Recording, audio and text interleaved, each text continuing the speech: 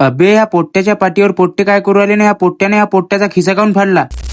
तर आज सकाळी सकाळी बैलाने एसटी वरली आम्ही त्या बसलो एसटी मध्ये. सांगताना अतिशय दुःख उरालं की आज आमचा आयटीआचा होता लास्टचा दिवस. तसाच मग रपारप एसट्या बदलून मी पोचलो दलिंदर मित्राच्या रूमवर. माया दलिंदर मित्र पसरून होता, तिला गपकन उचललं ना आलो कॉलेजमध्ये. तसंच मग गपकन सरच्या लपून ट्रेड मध्ये पोचलो. सगळ्याच्या माना खालीच होत्या बाबा, लास्टचा दिवस होता. त्या बहीण पोट्टे एवढे नालायक का पोट्ट्याचे कपडे पण रंगून ठेवले होते. सर सांगत होते वर्षभर तुम्ही लय त्रास दिला म्हणे, आता तुम्ही लवकर चालले जा म्हणे, कारण की सर म्हणे तुम्ही सगळेच जण लय नालायक होते. लास्टचा दिवस होता, सबंध जण आपली आपली पोझिशन घेऊन बसले होते फोटो काढायसाठी. हे होय पूर्ण आमची 2024 ची बॅच. आमच्या फक्त एकाच सरासोबत फोटो काढला होता, दुसरे सर राहिले होते म्हणून आम्ही मोर्चा घेऊन निघालो. बहीण समोरच्या मॅडमही विचारत पडले होते की हे पोट्टे चालले कुठे, नान करते का आम्ही आयटीआय वाले होय. सर म्हणे त्या वर्षभर व्हिडिओ काढायच काम केलं म्हणे, आताही व्हिडिओज काढू राहिला म्हणे, आपण तर लास्ट शरम सोडून दिली आहे. तसंच मग गपकन दुसऱ्या सरले उचललं ना आलो बाहेर. सरनं मग आम्हाला झाडाखाली नेलं. आम्हाला वाटलं का सर मारतेच का बा. सर म्हणे आम्हाला अभ्यास करा म्हणे चांगला. मी म्हटलं सर हे कुठून होते आमच्याकडून. एवढं बोललो नाही तर डायरेक्ट सरनं आम्हाला कार्यालयामध्येच लवकर टीचर घेऊन जा म्हणे तुमच्या जेवढ्या स्पीड. पोट्टेच्या बहीण मॅबीम काय सुधीर राहते का, कोणी कोणी एकामेकाच्या अंगावरच बसलो होतो. एवढा चंगड पण रपकन तर दिले आमच्या टीचर. हे पोट्ट म्हणे जाता जाता माहिती तू सहीच घेऊन जाय म्हणे. सगळ्यात जास्त बहीण मॅबीम हेच पोट्ट नालायक होतं, पोट्ट्याचे खिशेच पाडे. जमलं तर बहीण मॅबीम आम्ही याचा पॅन्डच फाडतो. चला मग आजच्यासाठी एवढंच, भेटू पुढच्या व्हिडिओ मध्ये.